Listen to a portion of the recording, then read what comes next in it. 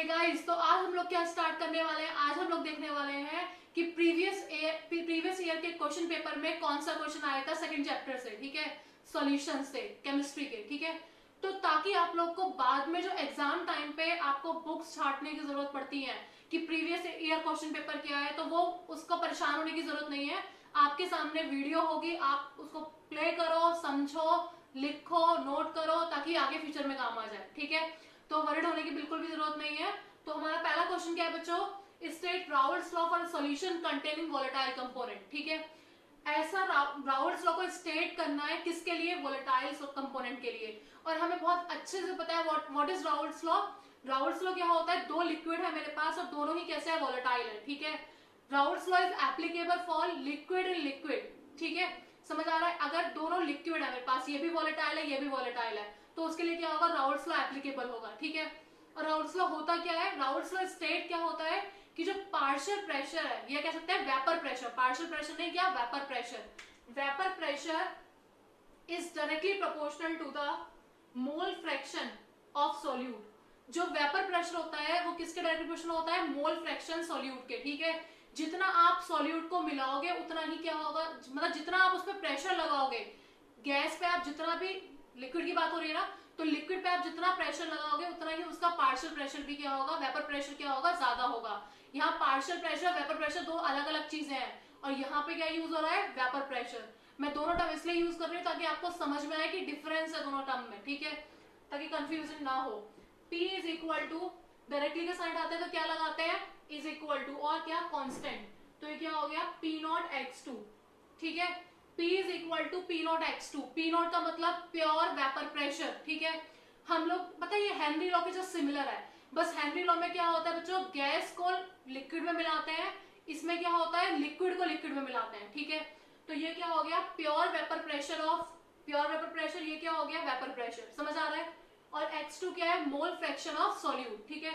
तो ये हो गया P is equal to P0 N2 upon N2 plus N1, ठीक है। मोल फ्रैक्शन क्या होता है, number of mole of solute divide by number of mole of solution, समझ आ रहा है। और जैसे मैं आपको मैंने हर वीडियो में, पीछे वाली वीडियोस में बना के दिया है कि what is mole fraction, what is molarity, what is molality, what is number of moles, ठीक है, what is boiling point, elevation in boiling point, what is colligative properties. तो उनको एक बार देख लीजिएगा सब लोग जिसने नहीं देखी है, ठीक है। तो आगे क्या बोला है, राइट टू कैरेक्टरिस्टिक, इसको स्टेट करना है, ठीक है। तो स्टेट कर सकते हो, कॉन्सेप्ट पता है, यहाँ पे मैं कॉन्सेप्ट समझाऊंगी, बुक्स आपके पास, सबके पास अवेलेबल है, ठीक है। Right to characteristic of the solution which obeys Raoult's law, ऐसी दो कैरेक्टरिस्टिक बतानी है जो राउल्ट्स लॉ को ओबे करे हर कंसंट्रेशन पे, ठीक है। तो राउल्ट्स लॉ को ओबे, पहले तो एक और चीज बता दो इंपॉर्टेंट क्या है। ये तो हो गया मेरा क्या, Pa, अगर सपोज ये मेरा मान लिया P2, ठीक है ना, P2 का मतलब सॉल्यूट के लिए। अगर मुझे सॉल्वेंट के लिए बोलना तो क्या होगा, P1 is directly proportional to x1, P1 is equal to P01 x1, समझ आ रहा है। तो इसका मतलब टोटल क्या होगा, P total is equal to P1 plus P2, और P1 कितना है, P01 x1 plus P02 x2, इतना समझ में आ रहा है। ये थोड़ा इससे आगे है ताकि पूरा एक्सप्लेन कर रही हूँ मैं राउल्ट्स लॉ, जब राउल्ट्स लॉ समझा ही रही हूँ तो अच्छे से समझा देती हूँ, ठीक है। क्वेश्चन से एक क्वेश्चन पे बहुत, अगर बोला राउल्ट्स लॉ, इसका मतलब जरूरी नहीं राउल्ट्स लॉ का जितना भी टोटल पार्ट है आपकी बुक में वो सारा मैं यहाँ पे एक्सप्लेन कर रही हूँ, ठीक है। और हमें अच्छे से पता है x1 प्लस x2 कितना होता है, 1, ठीक है। तो क्या हो जाएगा ये, P01 1 minus x2 is equal to P02 x2, इतना समझ में आया। This is your P total मतलब सॉल्यूट प्लस सॉल्वेंट, ठीक है। तो ये क्या हो गया, सॉल्यूट के लिए वेपर प्रेशर, ये क्या हो गया, सॉल्वेंट के लिए वेपर प्रेशर, समझ आ रहा है, ठीक है। तो नेक्स्ट इज क्या, दो कैरेक्टरिस्टिक ऐसी, तो पता है राउल्ट्स लॉ क्या, आइडियल सॉल्यूशन क्या होता है, ideal solution are those solution which obey Raoult's law at all the consideration, जो राउल्ट्स लॉ को ओबे करते हैं, ठीक है। और साथ में कंडीशन होती है क्या, कि डेल्टा H और डेल्टा मिक्स H और delta mix V is always equal to 0। अगर कोई सॉल्यूशन आइडियल सॉल्यूशन है, अगर वो राउल्ट्स लॉ को फॉलो कर रहा है, तो डेल्टा मिक्स H भी 0 होगा और डेल्टा मिक्स V भी 0 होगा। मतलब दो, अगर आप दो लिए हो, दो सॉलिड और सॉल्वेंट लिए हो, दोनों को मिक्स करोगे तो उनका वॉल्यूम, डेल्टा मिक्स V 0 आना चाहिए और डेल्टा मिक्स H भी 0 आना चाहिए। साथ में P टोटल किसके बराबर होना चाहिए? P1 प्लस P2 के। ठीक है, तो P total is equal to P1 plus P2। यहाँ तक किसी को कोई डाउट तो नहीं है? अगर ऐसा नहीं है तो इसका मतलब क्या है? वो नॉन आइडियल सॉल्यूशन है। नॉन आइडियल सॉल्यूशन का मतलब जिसमें डेल्टा मिक्स H 0 के बराबर ना हो, डेल्टा मिक्स V 0 के बराबर ना हो, P टोटल भी P1 प्लस P2 के इक्वल ना हो, अनइक्वल हो। समझ आ रही है इतनी बात? ठीक है, ये कॉन्सेप्ट बहुत ज्यादा इंपॉर्टेंट है, क्वेश्चन आता ही आता है। नॉन आइडियल सॉल्यूशन के दो पार्ट होते हैं, positive deviation as well as negative deviation. Positive deviation में हर चीज वेपर प्रेशर क्या होगा? ज्यादा होगा। नेगेटिव डेविएशन में क्या होगा? वेपर प्रेशर कम हो जाएगा। समझ आया? क्लियर है? तो इस क्वेश्चन से रिलेटेड ये सब आ सकता है। ठीक है, पॉजिटिव डेविएशन के आप एग्जाम्पल लर्न कर लो, नेगेटिव डेविएशन के एग्जाम्पल लर्न कर लो। ठीक है, तो next question is, now question number 2 is a 4% solution of sucrose molar mass is equal to 342। Sucrose का मतलब C12H22O11। ठीक है, इन वाटर, सुक्रोज वाटर में मिला हुआ है, उसका फ्रीजिंग पॉइंट कितना है? जैसे ही आपने सुक्रोज को पानी में मिलाया उसका फ्रीजिंग पॉइंट क्या हो गया? कम हो गया। ठीक है, क्योंकि ये नॉन वोलेटाइल है। ठीक है, कितना हो गया? 273.15 kelvin. Calculate the freezing point of 5% glucose.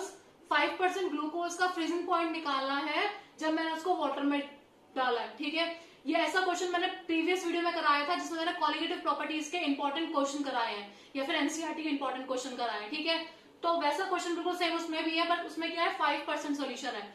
ये आपका एग्जाम में आया हुआ है। ठीक है, तो क्या है, गिवन गिवन लिखते हैं पहले। सबसे पहले क्या लिखते हैं? फॉर ग्लूकोज या पहले फॉर सुक्रोज के लिए। ठीक है, सुक्रोज के लिए W2 कितना है? 4%। इसका मतलब 4% का मतलब कितना होता है? 4 ग्राम। ठीक है, मोलर मास कितना है इसके लिए? M2 342 ग्राम मोल इनवर्स।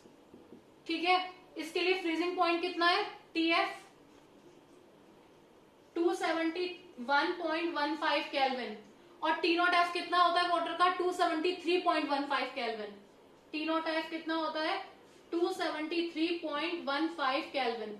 इतना समझ में आ रहा है यहाँ तक? ठीक है, अब उसके बाद एक फॉर्मूला होता है बच्चों, क्या? Delta TF is equal to KFM। M का मतलब मोलालिटी। ठीक है, जब सॉल्यूट है 4 ग्राम तो सॉल्वेंट कितना होगा?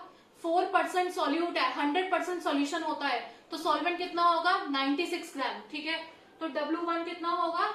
96 ग्राम। ठीक है, तो लगाएंगे यहाँ पे डेल्टा TF का मतलब क्या होता है? T0F minus TF। मतलब इसमें से इसको माइनस करोगे कितना आएगा? 2 इज इक्वल टू KF मुझे निकालना है। मोलालिटी क्या होती है? W2 कितना है? 4 ग्राम, M2 342 इंटू W1 96 और ये ग्राम में है, इसको किस में कन्वर्ट करेंगे? किलोग्राम में। ठीक है, तो यहां से KF की वैल्यू कितनी निकल के आएगी? 16.4। समझ में आ रही है बात? 16.416 KF निकल गया यहां से। अब क्या करेंगे? अब हमें क्या करना है? Calculate the freezing point of 5% glucose. मुझे फ्रीजिंग पॉइंट निकालना है ग्लूकोज का। ठीक है, तो यहाँ पे आप ग्लूकोज की वैल्यू रखते हैं। यहां तक सबको समझ में आ गया? नोट डाउन करते जाओ। ठीक है, तो अब क्या रखते हैं? ग्लूकोज के लिए रखते हैं। इसके नेक्स्ट में लिखना फॉर ग्लूकोज। ठीक है, ग्लूकोज के लिए W2 कितना है? 5 ग्राम। ठीक है, मोलर मास कितना है? 180। ठीक है, TF हमें निकालना है, ये हमें चाहिए यहाँ पे। TF is equal to question mark और T0F दे रखा है। क्लियर है इतनी बात? तो लगाएंगे formula delta TF is equal to KFM। ठीक है, अच्छा यहाँ पे W1 कितना होगा? W2 5 ग्राम है तो W1 कितना होगा? 95 ग्राम। ठीक है, तो डेल्टा TF क्या कैसे निकालेंगे? T0F minus TF is equal to 16.416।